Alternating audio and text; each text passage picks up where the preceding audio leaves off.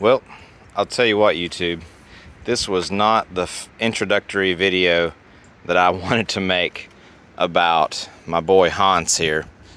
Hans is my 2015 Palladium Gray Metallic or Palladium Silver Metallic Mercedes-Benz C400, and he is in pretty good condition. You can see he's got some bar scars though. We took him to the strip. Pretty good condition, 44,000 miles.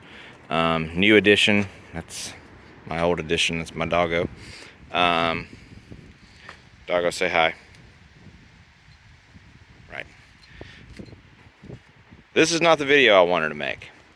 I'm halfway, as you can see, through installing a Modalworks, however you say that, intake kit for my for Hans here.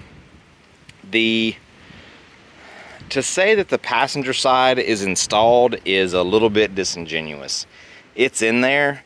The clearances are razor thin. I'm worried about when the engine rocks right here, what's going to happen to this guy.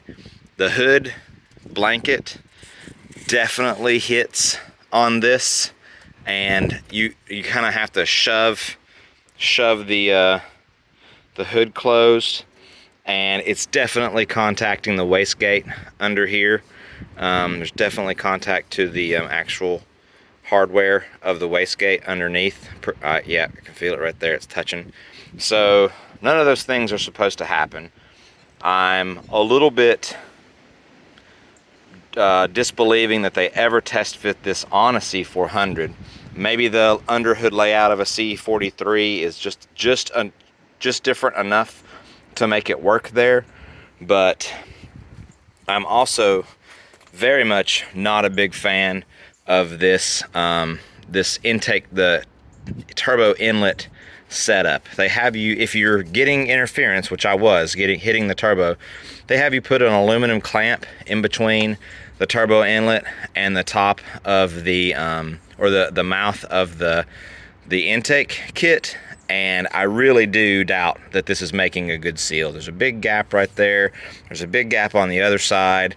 The O-rings they sent don't seem to be very good quality. They tell you to oil them up, and as soon as you oil them up, they swell and get soft. You can see this one, and now it's hard. And this one is like too big and not a good fit. It's not snug. I'm just spinning it.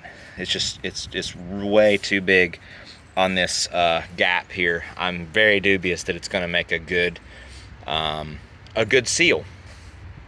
And about the only thing I can say that looks like they did their homework on, and it's a fairly decent product, is this harness extender for the, I believe those are map sensors. And the big issue is the driver's side. This thing does not fit at all. Had stuff stuffed in there. What happens is this air box here is interfering with this flange right here of the ECU. This is the ECU, and I think the TCU is in here too, right?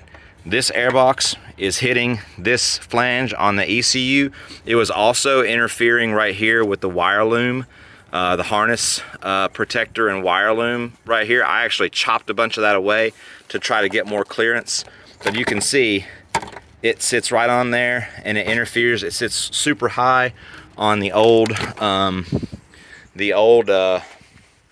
stalks right here. There's a stalk in there for the original intake.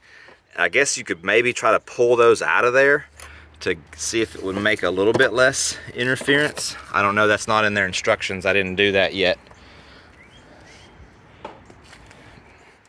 But what happens is, because there's interference here, this screw hole sits at least, I mean, this part of the screw hole, this right here, let me get it in there, this portion right here, this sits directly over this screw hole. There is just no way. And even after, that was before I chopped this up. After I chopped this up, I got enough clearance to try to thread the screw, and it was cross-threaded, And when I took it out, the screw fell down into the depths down in there, and I don't know where it is. I've got the whole belly pan of the car taken off trying to find it, and now I have just a roving screw somewhere in my drivetrain, in my engine bay. That's suboptimal for sure. And the quality of the carbon fiber is just like meh at best. I mean, look at these seams. Look at the way the fiber hits right there. It's like all over the place. The weave is all over the place in there. I mean, for this top plane looks decent. I'll give them that. That top plane looks pretty good right there. I've made a small scratch trying to install this. That's the other thing, is this interface here is dumb. This needs to be better engineered for sure. That's just, I don't know, that's some junior high stuff right there. The way these two things mesh, that could be done way more efficiently and way better without these tiny little screws in there for sure. You could have some kind of clamping mechanism integrated into it or something. These also feel like amateur hour, these big rubber grommets to hold this onto the front air scoop. I don't know. The fitment is abominable. The finish is fine, but if you've ever been around like real carbon fiber race parts, this ain't it, right? So for $1,400, my summary is save your money. Just stick with the stock intake, or you can try a BMS. There's another, Logos Engineering Modalworks, they've got one too. I don't know about those. I mean, I would try them before I spent $1,400 on this though, for sure. This is not it. Briefs well, executes poorly. And that is Mike, and that's my first video on my channel, 2 C400s. My first video talking. If you want to see me live through the frustration of owning two 2015 Mercedes-Benz C400s, like and subscribe for more content, I guess.